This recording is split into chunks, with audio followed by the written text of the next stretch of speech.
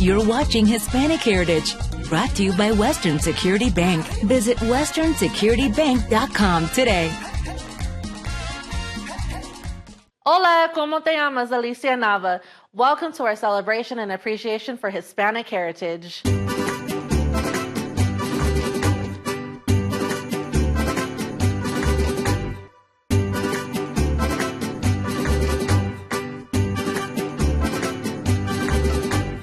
Each year, Americans observe National Hispanic Heritage Month from September 15th to October 15th by celebrating the histories, cultures, and contributions of American citizens whose ancestors came from Spain, Mexico, the Caribbean, and Central and South America.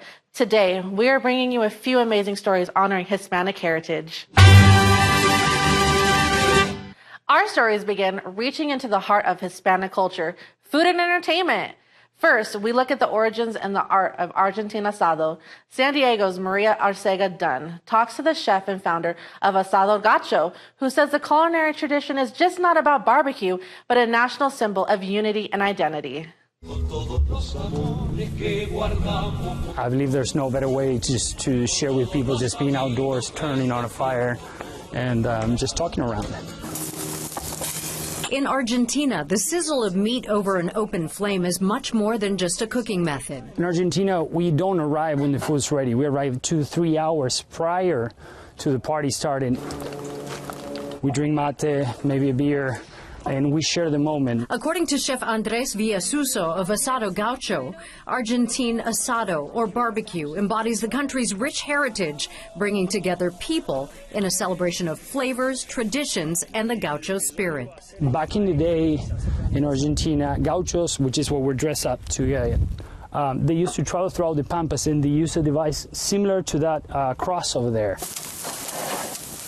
The method of cooking dates back to the 16th century when Spanish colonizers introduced cattle to the vast pampas. But it was the gauchos, the cowboys of the region, who perfected the technique of slow cooking the meat over an open flame. As I mentioned before, the 45-degree angle is something that not a lot of people have seen before. We do whole pig and whole lamb in that 45-degree angle as well. The method involves slow cooking various cuts of beef, lamb, or pork on a parrilla or grill, or over a fire on a cross-like steak. What it does is slow roasting as well, is it lets the fat get inside of the meat and make it more tender and more juicy as well. And through the centuries, Chef Andres says this style of cooking has transformed into a social ritual. Everything is kind of like a mix of cultures in Argentina, and I think that's what it makes it so unique. And everybody gets to try a little bit of everything, and there's a flavor for everyone on the table. So the next time you try asado, Chef Andres says, remember, it's not just barbecue. It's a symbol of Argentina's national pride and a way to bring people together. I don't know if we're the best at meat and cooking, but we're really passionate about our friendships, our family, our tradition. In San Diego, I'm Maria Arcega Dunn. That's perfect. For Fox 5 News. And now, a look into the traditional Hispanic dance that is Ballet Folklorico. Our dance studio opened in the year 2000, and we started as Ballet Folklorico El Tapatío in El Cajon City. Then, after a couple of years, we started a new dance studio in Encinitas. And in 2014, I started teaching at the University of San Diego. So all together became Ballet Folklorico El Tapatío de San Dieguito. And this year, we are officially Ballet Folklorico San Diego Dance Company. I've been doing Ballet Folklorico for about a month. I'm fairly new to the program. As a dancer, when I looked up folklorico styles, I found this studio, and I felt like it would be a perfect way to celebrate my culture and also learn a new style of dance. To me, this style is unique because there's so much heritage behind it. Every dance tells a story, the costumes are really specific to the region, and I think it's beautiful to be able to see it represented on stage. Everybody can learn.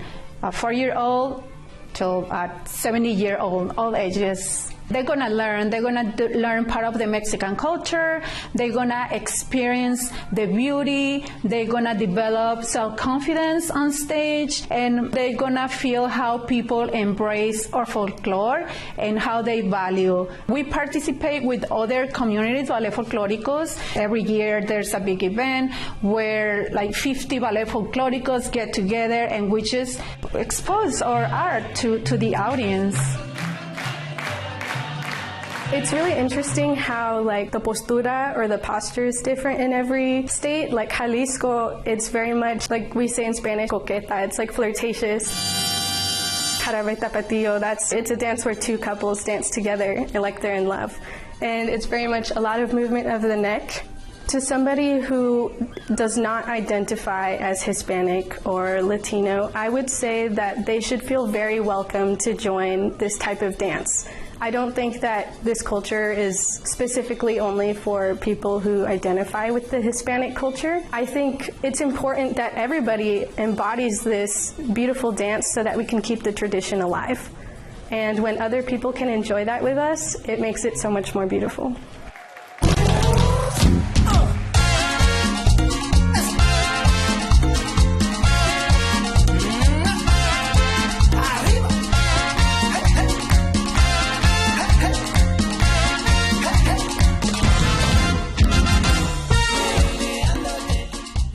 You're watching Hispanic Heritage, brought to you by Western Security Bank. Visit westernsecuritybank.com today.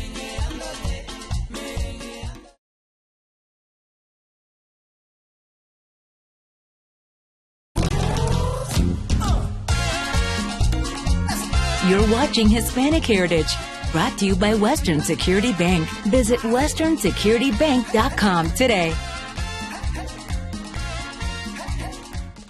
A local theater is one of few in Ohio to give Latino actors playwrights and creative places to showcase their talent.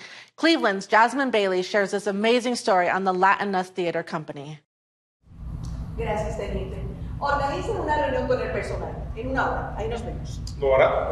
They say when you love something, let it go. I always love to be involved in theater, and life changed, and then I went for a different field. And if it comes back, it's yours. Pediatrician turned theater founder Monica Torres knows that all too well. Born in Puerto Rico, medicine brought her and her family to Cleveland 20 years ago. I was in Case Western Reserve doing a fellowship in genetic epidemiology. I remember myself walking through the campus and seeing the theater and dying to go inside and see what's going on and maybe ask if I could, be involved, but I never had the courage to do it. But in 2018, Torres started talking with Latino leaders in the city and with their help founded Latin Us Theater Company the same year.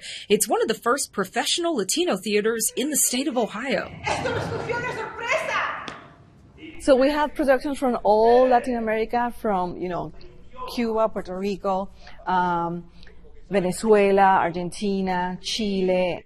All the playwrights are Latinos, and we like to bring a lot of classic theater from the Latin America countries, and kind of to remind people, all the people who used to go to the theater in our countries, what they saw in there. 14 productions later, the theater's impact is profound. Torres says she often hears feedback from audiences, young and old, who are elated they can experience Hispanic culture and stories in Spanish in Cleveland's Clark Fulton neighborhood.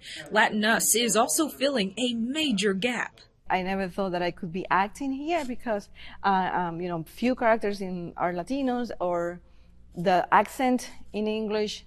So it's the same for all these actors who comes that has just recently arrived, and some of them, they don't even have a good English to communicate, So if we are not here, then they will have no way of expose their art. The shows aren't just for Spanish speakers. The theater offers these devices with headphones so that you can follow along with audio translations in English. And we started, I would say 95% it was Latinos, Spanish speaker. And now I can say that we have 60% Latinos and 40% non-Spanish speakers and non-Latinos who come to see us. From the theater's 110 seats, English super titles are visible too. Lining the walls of the Latinas lobby are photos from each production, documenting the early days of putting on shows in tight spaces and on college campuses. Torres says sometimes it all feels like a dream, one she's grateful to live out.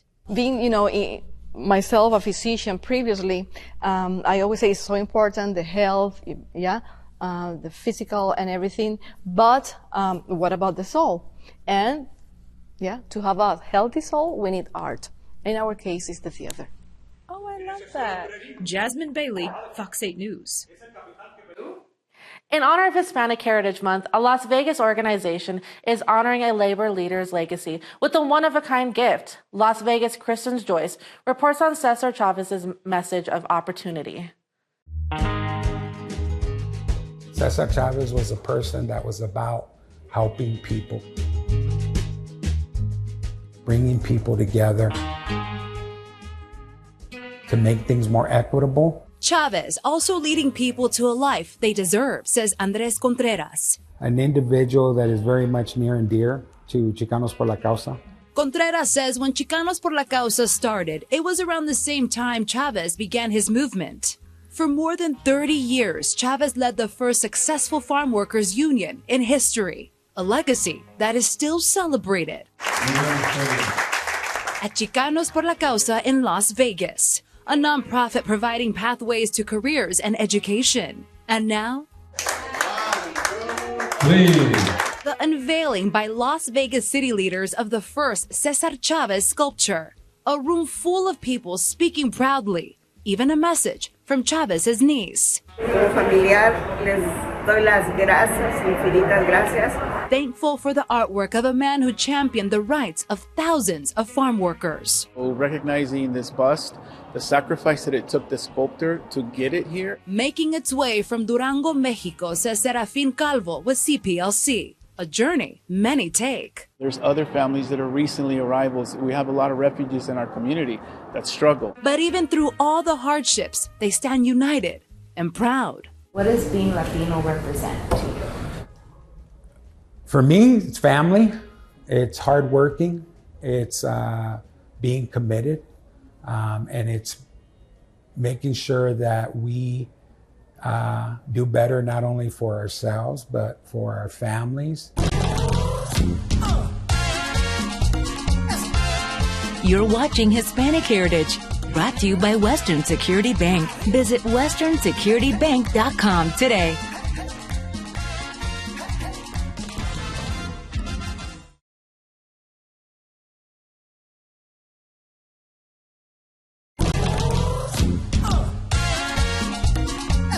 You're watching Hispanic Heritage, brought to you by Western Security Bank. Visit westernsecuritybank.com today.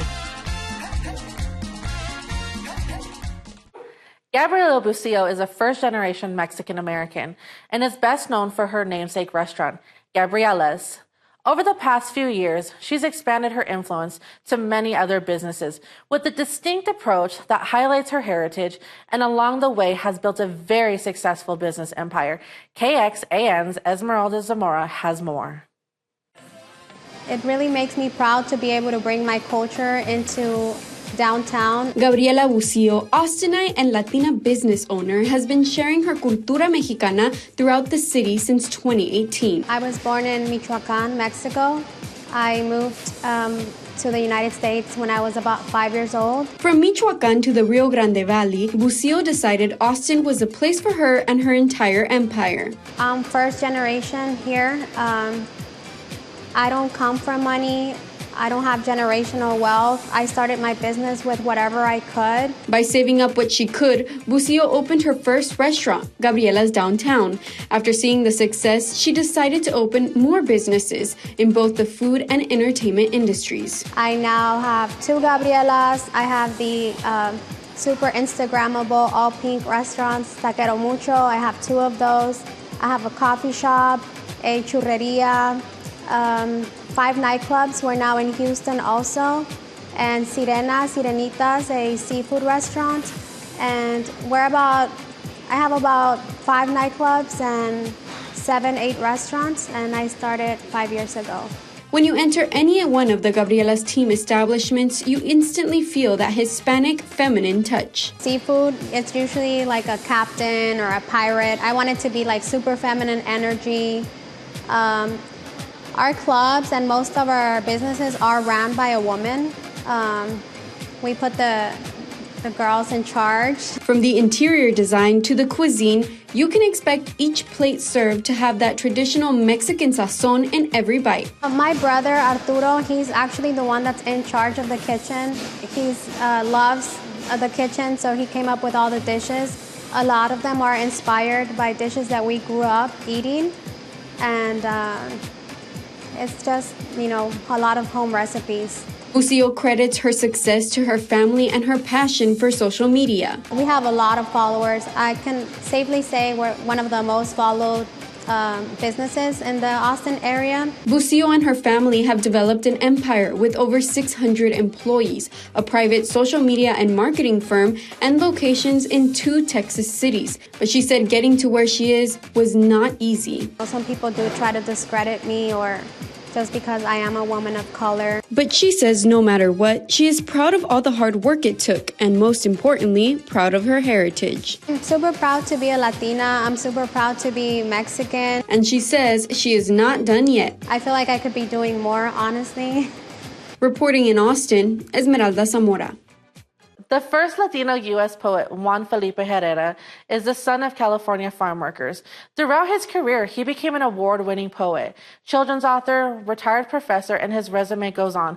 At the age of 75, he spends his days in Central California, where he sat down with Fresno's Hannah Gonzalez to reflect on his lifetime of achievements. Si atrapé un puñado de palabras, if I grabbed a handful of words that I had never really heard, y esparcí sobre un párrafo, and I spread them on a big paragraph so I could write at least a story, a magnificent story. Words like these took Juan Felipe Herrera from Fowler, a small California labor community, to the Library of Congress. Imagine. In 2015, he became the first Latino U.S. Poet Laureate after serving 2 terms as California's Poet Laureate. And now you're going to go all around the United States.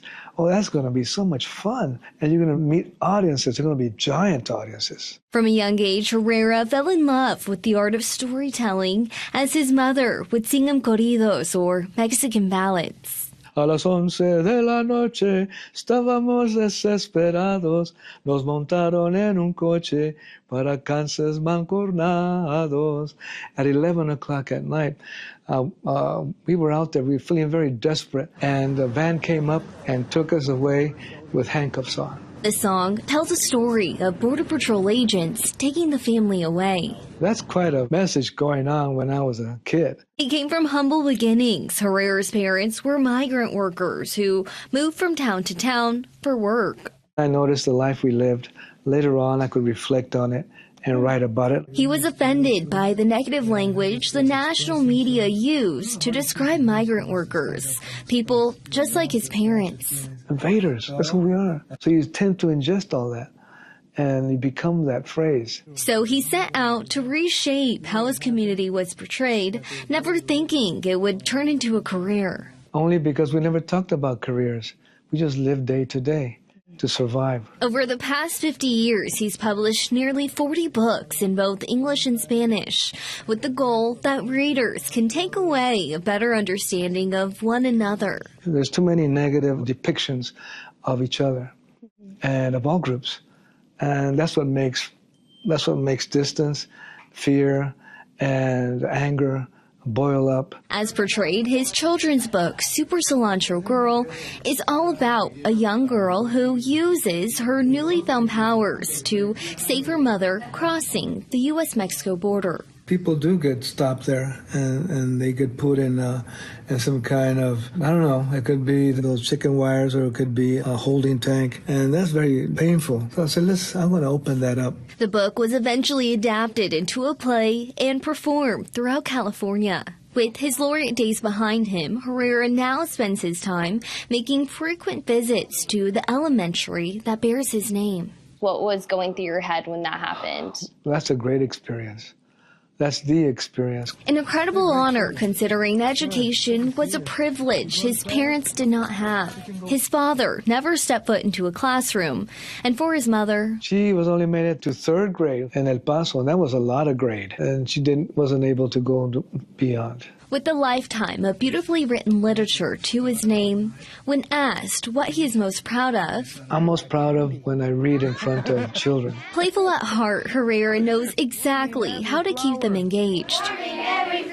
He wastes no time instilling in them that, like him, they are equipped to do or become anything. My heart and mind.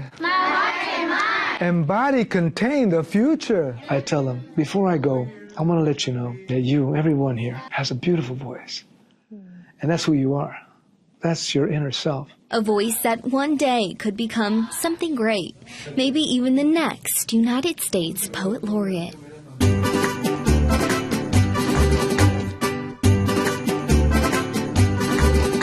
You're watching Hispanic Heritage, brought to you by Western Security Bank.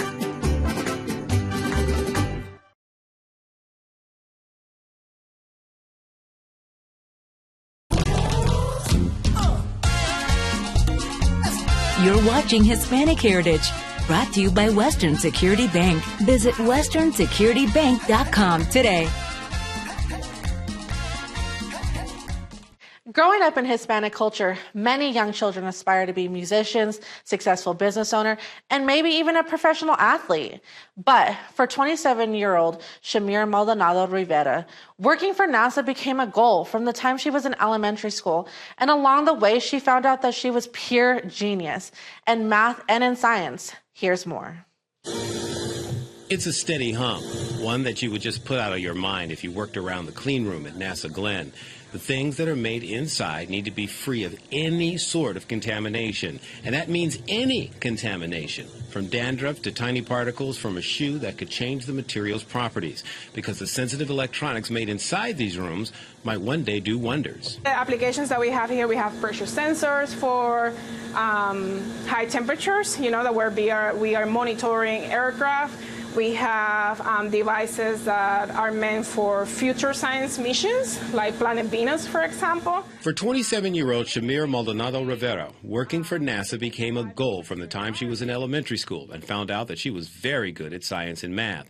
And her family found out that one should never, ever underestimate the determination of a little girl who didn't want to play with just toys. And I was only 8 or 9 years old. My mom was like, why you want a telescope? You're so little like that. But yeah, I got it, and I remember spending a lot of time in the night, looking at the moon, the craters in the moon, and all that. Shamir wanted to work for NASA, and nothing was going to stop her. When she couldn't get into the engineering school, she studied applied physics in college instead. And when she didn't have a job lined up, she just packed up and moved stateside and placed a really big bet on herself. When I came to the U.S., like I said, I didn't know any English. My mom was like, when I let my mom know that I was coming, she was like, but you don't know any English. I'll figure it out. So that's always my motto. I don't know what I'm doing, but I'm going to figure it out. And Shamir figured it out big time, just by going for it. She learned English by jumping right in. And now she has not just one, but 2 jobs at NASA. As one of the Spanish voices of NASA's traveling science exhibits. When I was growing up, NASA didn't have a Spanish channel community that I was able to understand their concepts of the things that we're doing. And now here, using my voice, we're able to translate those concepts, hard concepts, in a more simple language for Hispanic communities to understand. And by building that understanding, Shamir hopes that when people hear her voice and she talks to children in person, especially young girls, she wants them to know that if they have the will and the desire to learn, they can. And just like she did, just figure it all out. She wants them to also be that little kid with the telescope and very, very big ideas. A lot of times, we think that we cannot make it. We think we're not smart enough. We think that we need a PhD to be in NASA. All these things, just don't listen to those things. Just keep pushing, and if that's something that you want to do, just keep working for it. In Cleveland, Roosevelt Leftwich, Fox 8 News. Honoring Hispanic heritage is not confined to a specific period. It continues to be written every single day. By remembering and honoring the past, we can forge a better, more inclusive future for all. Celebrate Hispanic heritage every day and educate yourself. Read books, visit museums, and engage in conversations that promote understanding and equality. Together, we can acknowledge the struggles, cherish the achievements, and ensure that Hispanic history is given the honor and respect that it deserves. This has been an honor honoring Hispanic heritage. I'm Alicia Nava. Thank you once again for joining us.